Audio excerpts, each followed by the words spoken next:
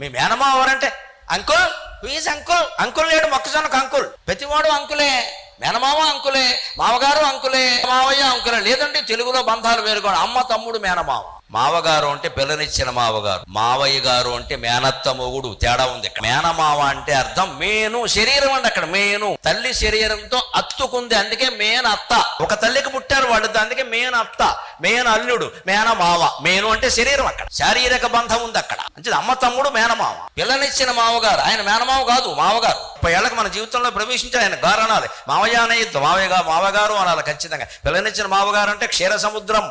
మనం విష్ణుమూర్తి అయితే ఆయన క్షీర సముద్రం, అంత గౌరవించాలి ఆ మావగారిని. తల్లిదండ్రులను గౌరవించడం అని నా నోట వచ్చినప్పుడల్లా దయచేసి అత్తమామలను కూడా గౌరవించడం అని గ్రహించండి. అందులో తేడా ఉండదండి. మంచిది మావగారు అనాలి, మావయ్య అన్నది ఇక్కడ. అలాగే మావయ్య గారు అంటాం ఎవరిని? మేనత్త మొగుడు. ముందు మేనత్త మనకి దగ్గర, ఆవిడ భర్త కాబట్టి ఆయన మావయ్య గారు. ఇన్ని మాటలు ఉన్నాయండి.